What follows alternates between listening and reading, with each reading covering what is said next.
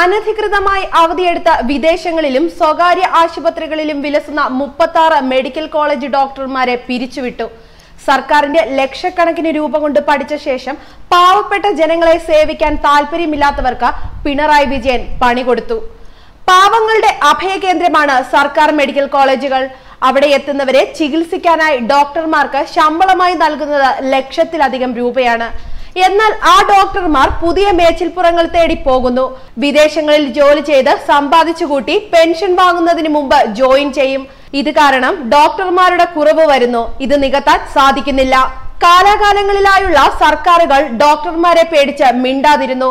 എന്നാൽ ആരോഗ്യവകുപ്പ് മന്ത്രി കെ ശൈലജ ടീച്ചർ ഇത് മുഖ്യമന്ത്രിയുടെ ശ്രദ്ധയിൽപ്പെടുത്തി. കടുത്ത നടപടിയെടുക്കാൻ മുഖ്യമന്ത്രി പച്ചക്കൊടി വീശിയതോടെ കാര്യങ്ങൾ എളുപ്പമായി.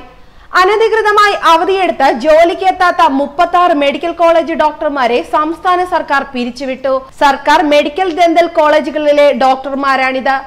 50ഓളം ഡോക്ടർമാർ ജോലിക്ക് ഹാജരാകുന്നില്ലെന്ന റിപ്പോർട്ടിനെ തുടർന്നാണ് അന്വേഷണവും നടപടിയും എടുത്തത്. മെഡിക്കൽ കോളേജുകളുടെയും ആശുപത്രികളുടെയും പ്രവർത്തനത്തെ ഈ ഡോക്ടർമാരുടെ അഭാവം കാര്യമായി ബാധിക്കുന്നതായി മെഡിക്കൽ വിദ്യാഭ്യാസ വകുപ്പിന്റെ അന്വേഷണം കണ്ടെത്തി. നടപടികളുടെ ഭാഗമായി നോട്ടീസ് നൽകിയിട്ടും പ്രതികരിക്കാതിരുന്ന ഒരു ഡോക്ടറെ കഴിഞ്ഞ ദിവസം തന്നെ പുറത്താക്കിയിരുന്നു. ഇങ്ങനെ ആരോഗ്യ മേഖലയെ ശുദ്ധികലശം ചെയ്ത് ജനങ്ങൾക്ക് മികച്ച ചികിത്സ നൽകുകയാണ് ആരോഗ്യ വകുപ്പിന്റെ ലക്ഷ്യം. ആർദ്രത്തിലൂടെ ആരോഗ്യം എന്നതാണ് സർക്കാർ ലക്ഷ്യം വെക്കുന്നത്. സംസ്ഥാനത്തെ എല്ലാ ആശുപത്രികളുടെയും അടിസ്ഥാന സൗകര്യങ്ങൾ വർദ്ധിപ്പിച്ച് രോഗി സൗഹൃദ പരിചരണം സാധ്യമാക്കി മികച്ച സേവനം ലഭ്യമാക്കുക എന്ന ലക്ഷ്യത്തോടെയാണ് ആർദ്രം പദ്ധതി ആവിഷ്കരിച്ചത്. ആരോഗ്യ സ്ഥാപനങ്ങളാകെ നിലവാരമുള്ളതായി മാറുന്നതോടെ സർക്കാർ വിഭാവനം ചെയ്തിട്ടുള്ള ആരോഗ്യ മേഖലയിലെ സുസ്ഥിര വികസന ലക്ഷ്യങ്ങൾ കൈവരിക്കുവാൻ കഴിയും. സംസ്ഥാനത്തെ ആശുപത്രികൾ രോഗി സൗഹൃദമാക്കുന്നതിനും സാധാരണക്കാരുടെ ചികിത്സാ ചിലവ് ഗണ്യമായി കുറയ്ക്കുന്നതിനും പാവപ്പെട്ടവർക്ക് സൗജന്യ ചികിത്സ ഉറപ്പാക്കുന്നതിനും ആശുപത്രിയുടെ ഗുണമേന്മ വർദ്ധിപ്പിക്കുന്നതിനുമുള്ള പ്രവർത്തനങ്ങളാണ് നടന്നുവരുന്നത്. നമ്മുടെ ആരോഗ്യ മേഖല ഇന്നോളം കണ്ടിട്ടില്ലാത്ത ഒരു വലിയ ചുവടുമാറ്റം തന്നെയാണ് സൃഷ്ടിക്കുന്നത്. പൊതുജനാരോഗ്യ സംരക്ഷണത്തിന് ഊന്നൽ നൽകിക്കൊണ്ടുള്ള ആരോഗ്യ സംവിധാനത്തിന്റെ പരിപൂർണ പരിവർത്തനമാണ് നവകേരള കർമ്മ പദ്ധതിയുടെ ഭാഗമായ ആർദ്രം. തൊഴിൽ നൈപുണ്യവും അർപ്പണബോധവും ഒത്തുചേർന്ന ജീവനക്കാർ ദ്രുതഗതിയിൽ പ്രവർത്തിക്കുന്നതിനാവശ്യമായ ഘടനാ സംവിധാനവും നൂതന സാങ്കേതിക വിദ്യയും നിർവഹണ സങ്കേതങ്ങളും പ്രയോഗത്തിൽ വരുത്തുന്നതിനാണ് ആർദ്രം മിഷൻ മുൻതൂക്കം നൽകുന്നത്.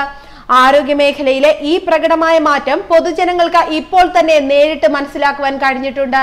പ്രാഥമിക തലത്തിൽ ആർദ്രം മിഷന്റെ ഭാഗമായി 170 പ്രാഥമിക ആരോഗ്യ കേന്ദ്രങ്ങളെ കുടുംബാരോഗ്യ കേന്ദ്രങ്ങളാക്കി പരിവർത്തിപ്പിച്ചു. അടിസ്ഥാന സൗകര്യ വികസനത്തിലും ചികിത്സാ മാനദണ്ഡങ്ങളിലും മരുന്ന് വിതരണത്തിലും തികച്ചും ശാസ്ത്രീയമായ സമീപനമാണ് ഇവിടങ്ങളിൽ അനുഭവവേദ്യമാകുന്നത്. ഒരു ആതുരാലയത്തെ സംബന്ധിച്ചിടത്തോളം OP വിഭാഗത്തിലാണ് പൊതുജനങ്ങൾക്ക് ഏറെ പ്രയാസം അനുഭവിക്കേണ്ടി വരുന്നത്. രോഗികളുടെ തിക്കും തിരക്കും, രോഗികളുടെ എണ്ണത്തിന് അനുപാതികമായ ഡോക്ടർമാരും മറ്റു ജീവനക്കാരുമില്ലാത്ത അവസ്ഥ, ഇതൊക്കെയായിരുന്നു മുൻകാലങ്ങളിലെ അനുഭവം. ഈ ഒരു ധാരണാവസ്ഥയ്ക്ക് അറുതി വന്നിരിക്കുന്നു. തിരക്ക് കുറയ്ക്കുവാൻ കഴിയുന്ന രീതിയിൽ അധിക OP കൗണ്ടറുകൾ, അഡ്വാൻസ് ബുക്കിംഗ് കൗണ്ടർ, ആവശ്യമായ ഇരിപ്പിടം, കുടിവെള്ളം, ടോയ്ലറ്റ് സൗകര്യം, സൈനേജുകൾ, ഡിസ്പ്ലേ ബോർഡുകൾ, ആരോഗ്യ ബോധവൽക്കരണ സംവിധാനങ്ങൾ, രോഗി പരിചരണ സഹായികൾ, രോഗിക്ക് സ്വകാര്യത ഉറപ്പുവരുത്തുന്ന പരിശോധനാ മുറികൾ, മാർഗരേഖ അടിസ്ഥാനമാക്കിയ ചികിത്സകൾ, ആവശ്യത്തിനുള്ള ഡോക്ടർമാരുടെയും മറ്റ് പാരാമെഡിക്കൽ ജീവനക്കാരുടെയും സേവനം എന്നിങ്ങനെ വിപുലമായ സംവിധാനങ്ങളാണ് ഓരോ കുടുംബാരോഗ്യ കേന്ദ്രങ്ങളിലും രോഗികൾക്ക് ലഭ്യമാക്കുന്നത്. ഇതിൽ ഏറ്റവും പ്രധാനമാണ് ജീവനക്കാർ. ഈ സർക്കാർ അധികാരമേറ്റ ശേഷം 4000-ലധികം ജീവനക്കാരുടെ തസ്തികകളാണ് സൃഷ്ടിച്ചത്.